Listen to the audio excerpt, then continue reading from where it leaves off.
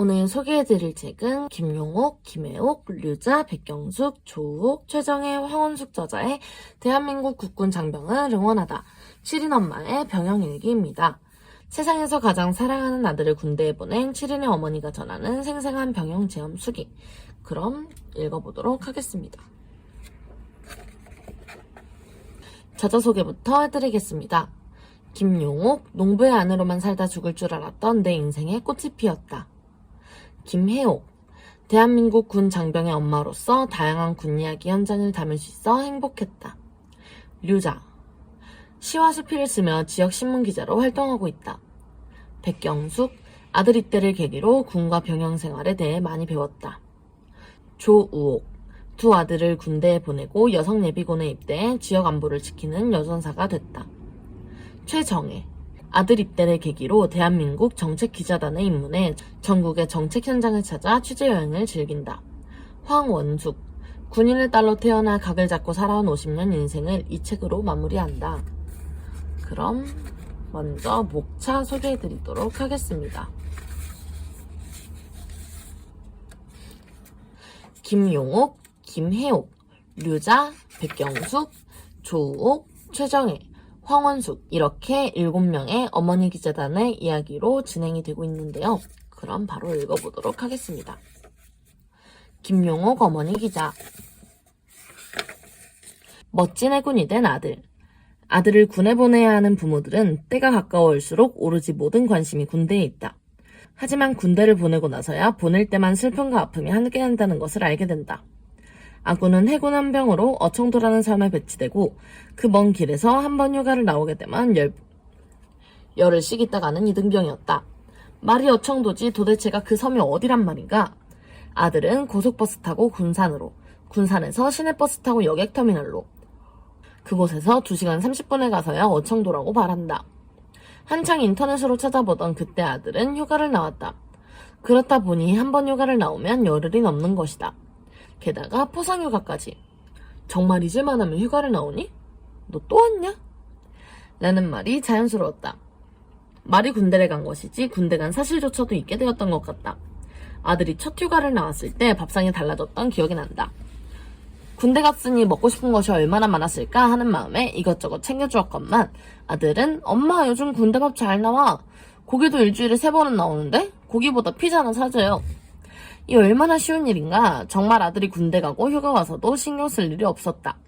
워낙 성실하게 군생활을 하고 있다는 소식은 부대의 원사님께 전화로 들었고 혹시 궁금할 때에는 전화하라면서 개인 휴대전화 번호까지 주셨으니 걱정을 할 필요가 없었던 것이다. 그렇게 아들은 군에 보내놓고 아들을 둔 엄마는 너무도 큰 혜택을 받았다. 아니 특권이 아닌가 싶다.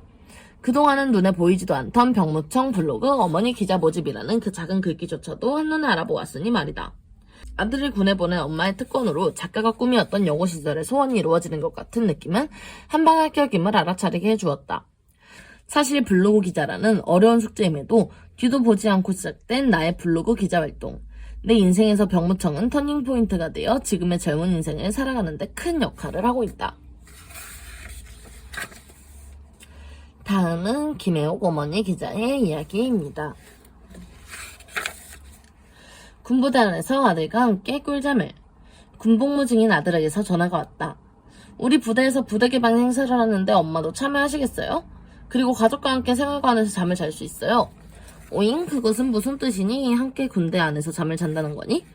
네, 이번에 대대장님이 가족들과 동숙체험을 할 사람은 신청하라고 하셨어요. 뜻밖의 소식으로 잠시 혼동이 왔다. 남자 군인들만 생활하는 생활관에서 나도 잠을 잘 수 있단 말인가? 정말 설레는 체험을 예상했지만 막상 군부대를 방문했을 때는 크게 당황했다. 다른 가족들은 모두 외부에서 자는데 생활관에서 잠을 자는 가족들은 우리 가족뿐이었다. 아들에게 어떻게 된 일인지 물어보니 대대장님께서 신청하라고 하셔서 신청했는데 모두 외부에서 숙박을 한다고 했고 우리 아들만 그대로 생활관 체험을 고수했다는 이야기였다. 정말 당황했지만 아들은 태연하게 이렇게 말했다. 대대장님이 신청하고 싶은 사람은 신청하라고 하였으니 엄마는 저랑 편하게 하룻밤 주무시고 가면 된다는 것이었다. 정말 기가 막혀서 좌불안석이었다. 하지만 내 생에 평생 군부대에서 아들과 함께 잠을 자는 영광의 기회가 쉽게 다시 오지 않을 것이기에 설레었다. 아들과 하룻밤을 보내기 위해서 온 가족이 일정을 정리해서 홍천 11사단으로 한 걸음에 날아왔다. 말을 안 해도 남편이나 작은 아들 모두 설렌 듯했다. 이왕 자른 것이니 서로 셀카도 찍으며 아들 침상에 누웠다. 다음은 류자 어머니 기자의 이야기입니다. 간다 마음 졸이다 떡하니 영장을 받아들고 떠나가는 그날이 벌써 다가왔구나. 남들 다 가는 군대를 가는구나 아들아. 추리닝 아래 위 허물처럼 벗어놓은 너의 빈 방을 보다 괜시리 울컥했구나. 너도 휴가란 걸 나오겠지. 그리고 또 떠나가겠지. 꿈인 듯 그리웠겠지. 온다. 그날이 올 거라 다 알고 있는데도 오늘의 마음이 이상해 기분마저 떨리는구나. 내일이 영 안 온다면 잠들지 않을 텐데. 아들놈 얼굴에 뭔 초상권이 걸렸다고 한참을 뒤척여 찾아낸 모습. 달랑 몇 장 손에 쥐고 심란한 맘 달래본다.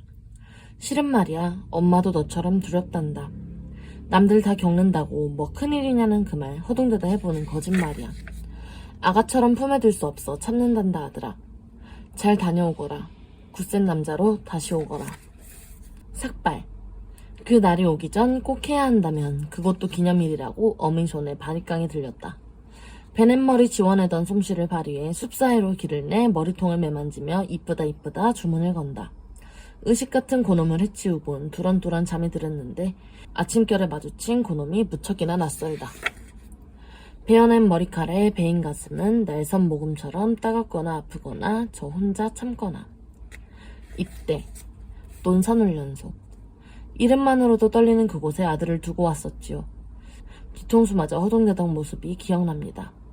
한꺼풀 꺾인 바람에 먼지마저 잦아드는 연병장 훈련도 추억이 드니 그림도 나이를 먹는지 눈빛이 참해졌습니다. 남자라고 어미에게 내준 품도 한껏 넓어졌고요.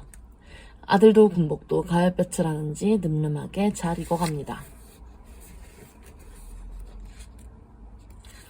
다음은 백영숙 어머니 기자의 이야기 해드리도록 하겠습니다. 벚꽃 엔딩, 노 스타팅. 입영 전 가족여행을 다녀오다. 4월, 마음이 싱숭생숭, 따뜻한 기온이 땅속에서부터 스멀스멀 기어 올라오고 여기저기서 들려오는 꽃 소식에 눈이 어지럽던 차 오랜만에 온 가족이 여행을 떠났습니다. 맏아들 녀석이 군대에 가거든요. 요즘은 군대도 경쟁이라 4번 도전 끝에 드디어 4월 말경에 입대하기로 결정되었네요. 아들 녀석 군대 가기 전에 모두 모이자고 그래서 떨어져 직장을 다니고 있는 큰딸과 학교를 다니고 있는 막내 녀석을 불러들여 함께 동해안으로 떠났습니다. 차에 타자마자 뒷자리가 떠들썩해지기 시작합니다. 이제 전부 체격들이 커져서 뒷자리에 새 녀석이 앉으려면 좁거든요. 처음엔 자리가 좁다고 투닥거리더니 입대하는 큰아들 영재 녀석 자랑스럽게 말합니다. 내가 옷장 정리해보니까 누나랑 민재한테 줄 거 많더라. 큰딸 수양 녀석 씩 웃으며 대꾸합니다. 난 그딴 거 안 줘도 되는데? 난 나라사랑 카드만 있으면 돼. 매달 10만원씩 꼬박꼬박 통장에 입금될 거잖아. 아휴, 누난 군대 면제라서 좋겠다. 생긴 것만 여자지. 하는 짓은 완전 남자잖아. 너 나한테 잘 보여야 돼. 군대 가면 내가 맨날 편지 써줄 거거든. 상관들이 누나 있나 없나 물어보는 게 군대 생활 첫 번째 관문이래. 누나는 안 써주는 게 도와주는 거거든? 상병들이 누나 얼굴 보면 도려나 기합받아. 엄마랑 아빠랑 누나 낳고 울었잖아. 어디서 이렇게 못생긴 게 나왔나 하고. 넌 태어나서 엄마 젖도 제대로 못 빨았잖아, 바보같이. 그래도 이렇게 잘 컸잖아? 하면서 군대 얘기, 태어난 얘기 거슬러서 두 녀석이 아웅다웅 실랑이를 벌이는데 좀 많이 시끄럽더라고요. 그 순간 남편이 음악을 틀었는데 두 녀석들이 야, 아빠 시끄러운가 보다. 음악 트셨어. 하는데 흘러나오는 음악이 김광석의 이등병의 편지였습니다. 순간 뒷좌석이 찬물을 끼얹은 듯 조용해졌습니다. 그랬다가 일제히 웃음을 터뜨리는데 갑자기 수양 녀석, 민재가 울고 있대요. 돌아보니 막내 민재가 눈시울이 글썽이며 펑펑 울고 있고 차 안은 울음과 웃음이 범벅이 되어버렸네요. 타이밍 적절한 노래와 아들 녀석의 이별예감. 웃고 있지만 저도 모르게 눈물이 찔끔 나오는 거 참느라 혼났네요.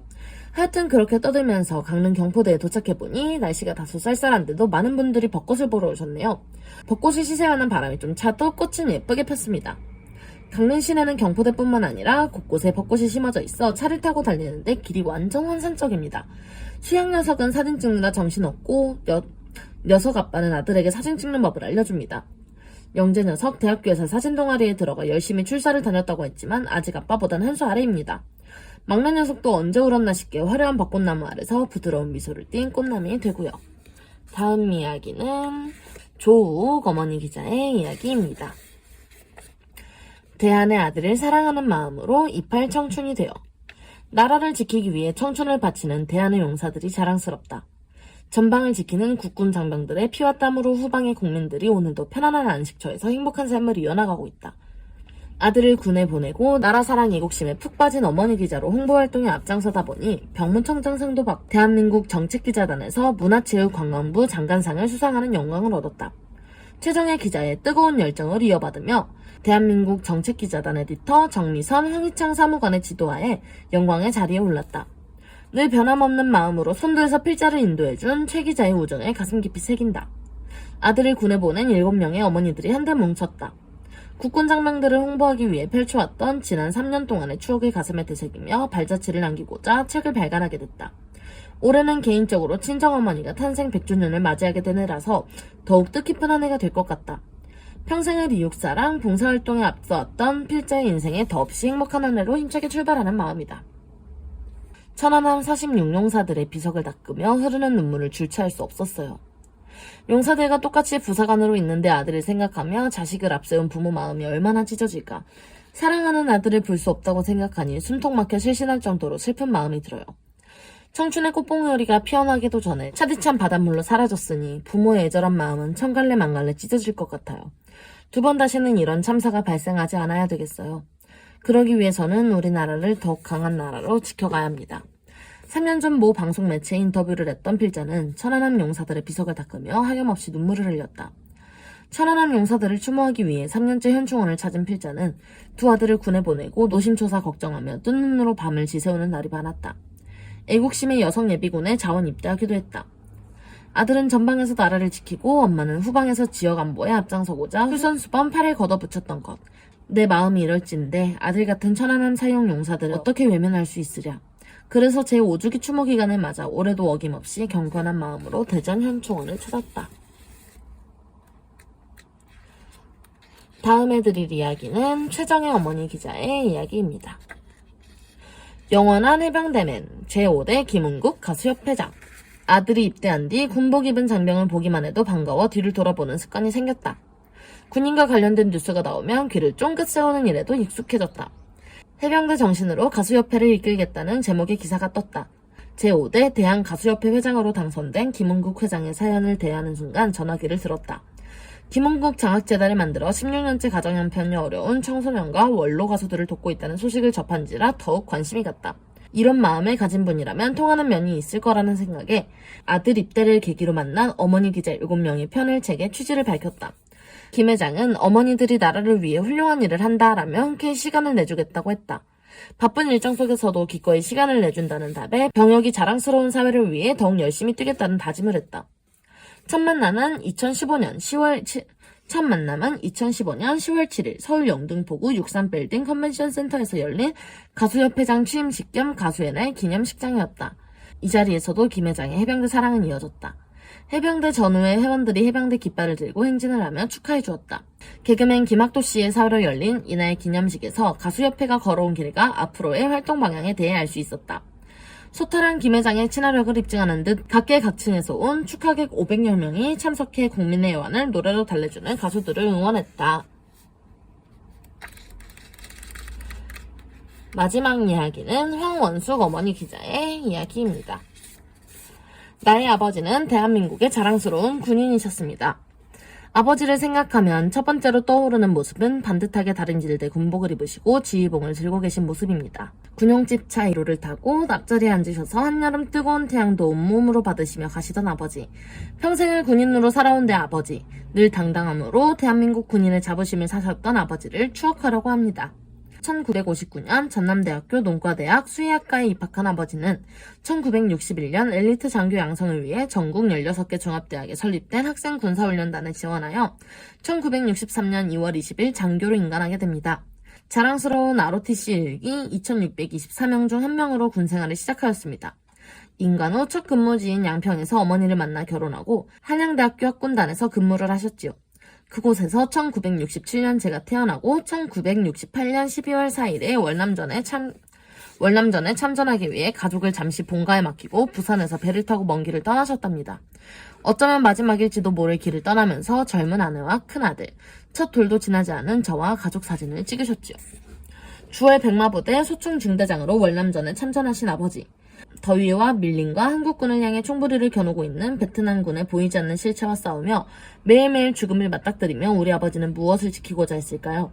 30살의 대한민국 육군 대위이며 어린 두 아이의 아버지가 어깨에 짊어지고 나아간 나라를 위한 충성의 마음은 40을 훌쩍 넘겨버린 제가 지금 생각해봐도 짐작하기 어렵습니다. 명령에 따른 선택이었겠지만 아버지의 나라를 사랑하는 마음에 고개가 숙여집니다. 여기까지 대한민국 국군장병을 응원하다 김용옥, 김혜옥, 류자, 백경숙, 조욱, 최정혜, 황원숙 어머니 기자의 병영일기였습니다. 안녕.